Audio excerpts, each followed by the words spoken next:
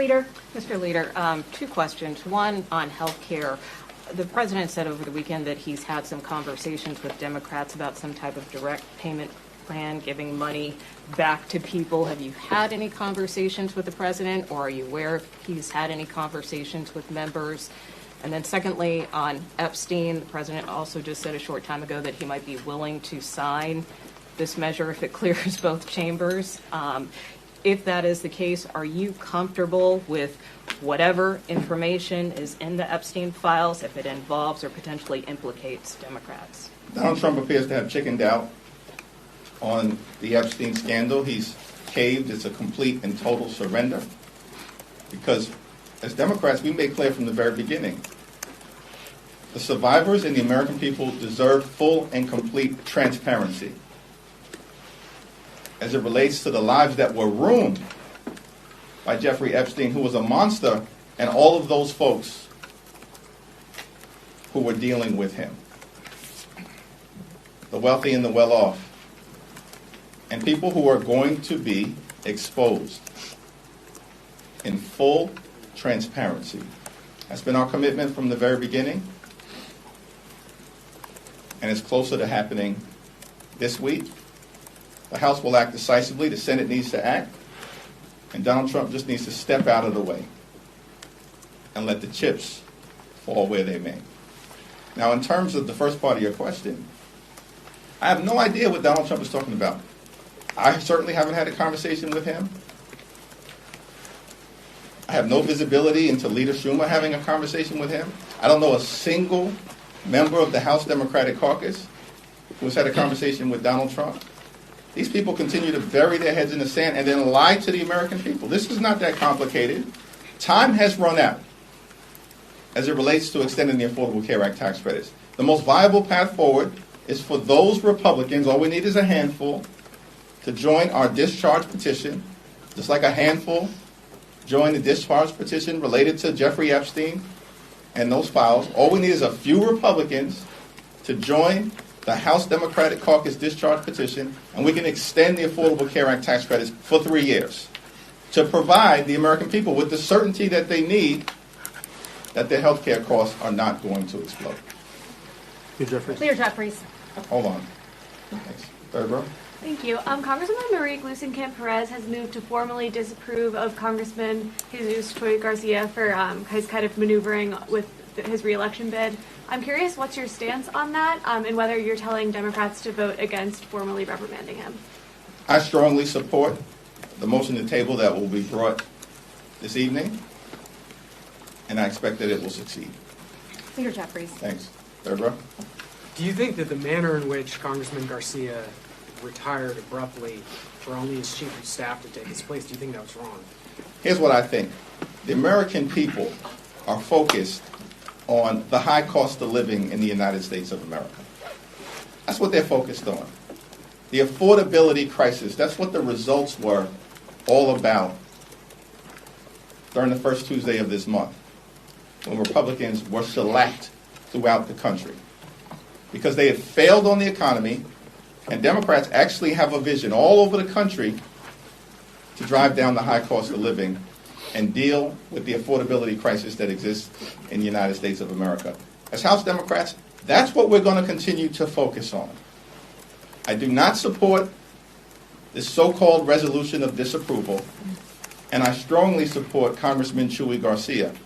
He's been a progressive champion in disenfranchised communities for decades, including during his time in Congress, and he's made life better for the American people. Thanks. Thanks, Leader. You put forward a 3-year extension proposal for ACA subsidies.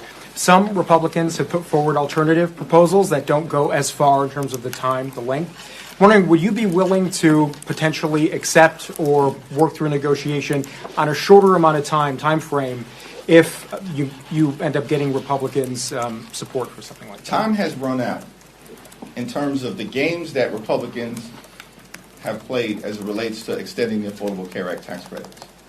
Now, in July, Republicans rushed back to Washington. Why? So they could enact the largest cut to Medicaid in American history. In the same bill, They ripped $186 billion in funding from SNAP, the largest cut to nutritional assistance in American history. And in doing so, literally stole food from the mouths of hungry children, seniors, and veterans. And all of that was done, setting in motion closures of hospitals, nursing homes, and community-based health centers. All of that was done in that one big ugly bill. Why? So that Republicans could reward their billionaire donors with massive tax breaks. And then they made those tax breaks permanent. Those massive tax breaks for their billionaire donors, they were scheduled to expire on December 31st, the same day as the expiration of the Affordable Care Act tax credits. But Republicans could not be bothered to keep health care affordable for working class Americans, middle class Americans, and everyday Americans. These extremists are unserious. And they've refused to take yes for an answer over and over and over again. Leader Schumer put forth a very reasonable proposal, a 1-year extension, plus a bipartisan commission to discuss what happens relative to health care affordability moving forward. Republicans rejected it because they're unserious. And so our proposal about the path forward is our proposal about the path forward. A clean 3-year extension. Leader Jeffries. Thanks. Why should Americans trust you and House Democrats on the Jeffrey Epstein files when one of your own, Congresswoman Plaskett, was found to be texting with Jeffrey Epstein during a hearing, getting information from him, using that in her questioning during a congressional hearing, and at one point he tells her, "Good job." This is a bipartisan effort to make sure that, consistent with what the survivors have requested, that there's full and complete transparency, and every single predator who may be in those Justice Department files doesn't escape accountability. Thank you, Leader Jeffries. New York City Councilman Chi Osei filed paperwork today to run against you to represent Brooklyn. He has said that Democratic leadership has failed to effectively fight against President Donald Trump. What's your response? Come on in, the water is warm. Thank you, Leader Jeffries. I wanted to ask, Representative Burchett and Speaker Johnson alleged that Democrats blocked the UC last week to release the Epstein files. Any comment on that? And did Democrats block that unit? I have no idea what Mike Johnson is talking about. He didn't pick up the phone and call me about a damn thing relative to the Epstein files.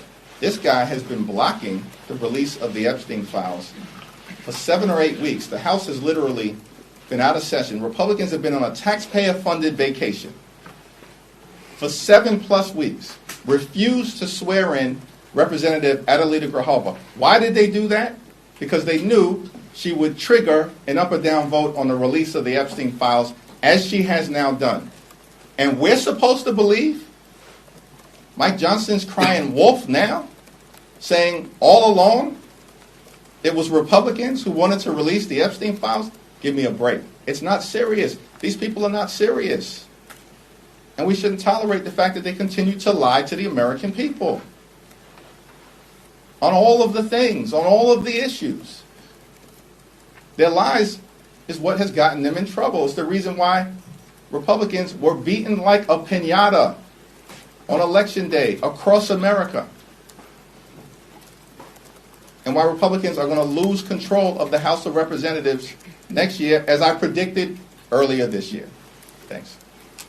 Thank you, Leader Jeffries. So there's been some backlash over the shutdown ending, people calling Democrats cowardly or spineless. So I wanted to ask, ahead of midterms, what's next for the party from here? Who has suggested that? And who have they said that about? There's been a lot of... I'm just asking for the sources. I can't answer a question unless you actually give me the sources so I understand the context of what you're talking about. Was that directed at House Democrats? It's directed at House Democrats, Senate Democrats, Democrats in office. There's just a lot of online murmurings on TikTok, X, everywhere. Online murmurings on TikTok and X aren't anything that I can respond to.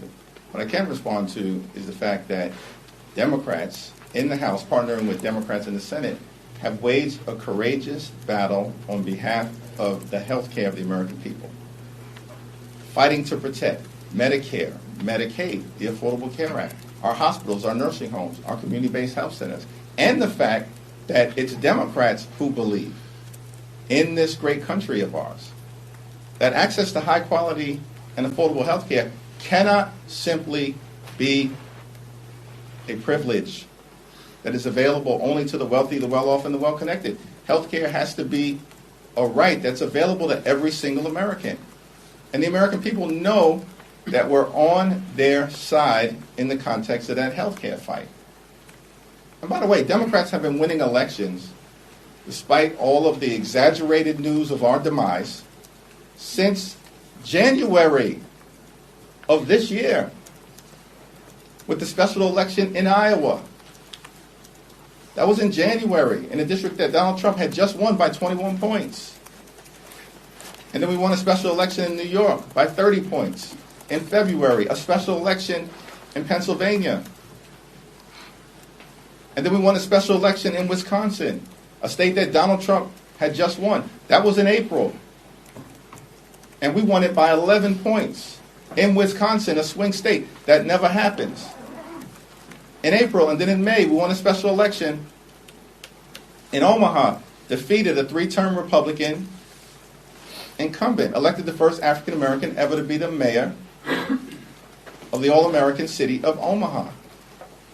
On and on and on. Since January, what do you not get about what's happening in America? And the fact that the American people have rejected Republican extremism, and over and over and over again, time and time again, through the most recent election, embracing Democratic candidates, the Democratic platform, and the Democratic Party. Thanks. Sorry, Kevin? And then Obviously, there's no commitment at this point for any sort of action on this Epstein bill over on the Senate side. If it gets a veto-proof majority, if we're talking 100-some-odd Republicans, and they don't take it up over there, what does that tell you? What is your reaction? Well, I think it's going to be important for Senate Republicans to follow the lead of what is going to be a strongly bipartisan vote in the House, obviously led by Representative Massey and by Rowe. And I'm thankful for the leadership of both of them. But it's going to be strongly bipartisan in the House, and it probably will be a veto-proof number, certainly given the fact that Donald Trump has just caved once again, spectacularly and publicly, and now wants to pretend, lie to the American people, that Donald Trump all along has been interested in the Epstein files released. Really? Literally, just a few days ago, you summoned Lauren Boebert to the Situation Room to try to continue the Jeffrey Epstein cover-up. Think about this. This is where we're at in America. John F. Kennedy, who created the Situation Room and was in the Situation Room in 1963 during the Cuban Missile Crisis.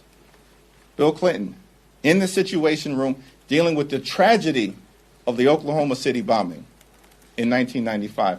President Barack Obama, in the Situation Room in 2011 during the successful raid on Osama bin Laden in Pakistan. But in 2025, this is what it's come to in America. Donald Trump is using the Situation Room to advance the cover-up of the Jeffrey Epstein files.